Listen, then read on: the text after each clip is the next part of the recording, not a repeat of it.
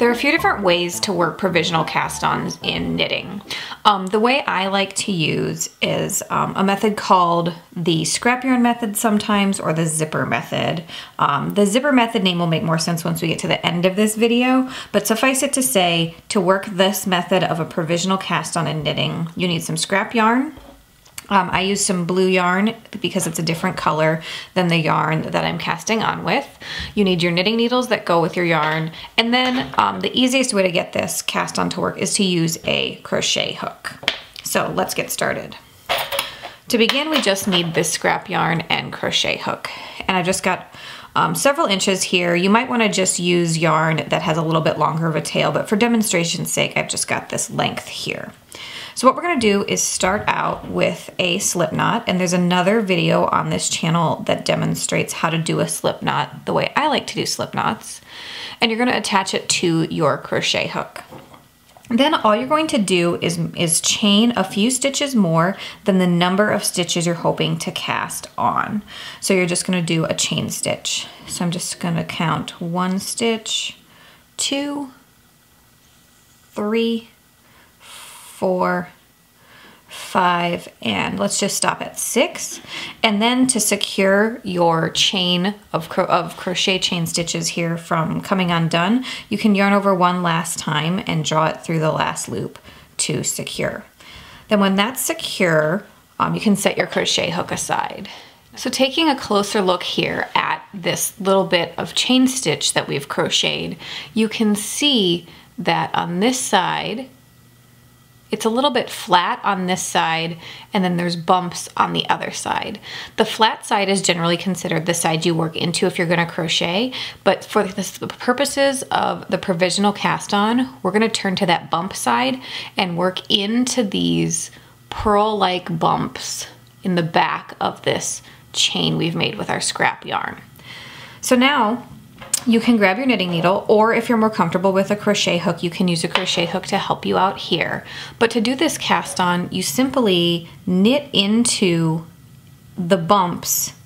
1 bump equals 1 stitch that you cast on. So we've inserted our needle knitwise into this bump on the back of our scrap yarn crochet chain.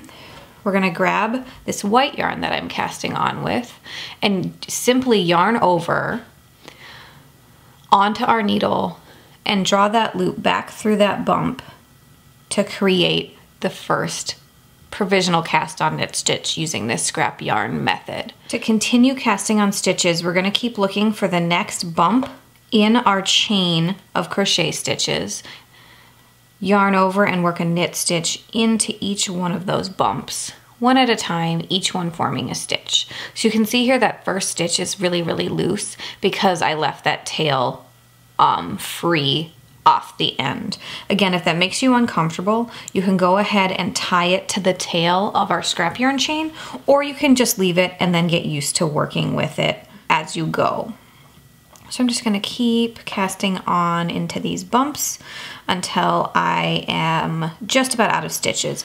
So a few tips include using that different color scrap yarn for the chain of your cast on. And another big tip is that if the yarn you're working with in your knitting project is something that's especially woolly or slippery, but in particular, if it's yarn that likes to stick to itself, I recommend highly not using scrap yarn that has the same fiber content.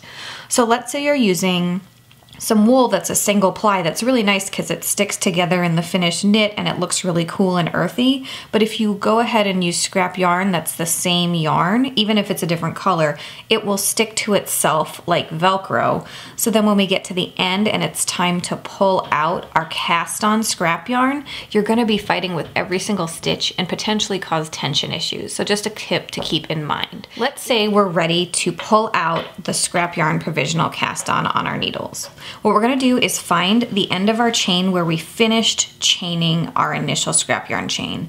And what we need to do is undo that chain carefully. The key here is making sure that we catch every loop that we cast on and get it securely onto a knitting needle or some scrap yarn or stitch holder so that we have it all lined up how we want to so we can access it correctly again and not drop any stitches. What we're going to do to unleash these stitches, again, you normally would want to capture each of these stitches on scrap yarn or a stitch holder or another knitting needle as you go, but to show you really how a provisional cast on works with the scrap yarn method, I'm just gonna show you it naked, so to speak. I'm just gonna pull out the scrap yarn and unzip these stitches so you can really see how it all works.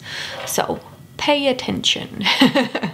All right, so what I'm gonna do is use my knitting needle to pull out the loose end, the tail end of my chain stitch scrap yarn. I'm gonna pull the end out that we used to secure that last loop of our scrap yarn chain. Then all I'm gonna do is unzip like a zipper. And as I do this, you'll really officially see and understand where it gets this zipper nickname. So you ready? Here we go. We're gonna pull that stitch out, and that stitch out, and that stitch out. And you can see those just unzipping one at a time all the way to the end of the row. And you'll notice that I'm pulling the scrap yarn out of the last loops just like that. But there you go. Now all of these loops from the beginning cast on edge of our work are available to be knit into or joined to the other end using Kitchener stitch or whatever method you might want. Again, there's other ways to do a provisional cast on. This is just my go-to method because I do both knit and crochet, and I think that it's a fun, quick, and easy way to do the provisional cast on.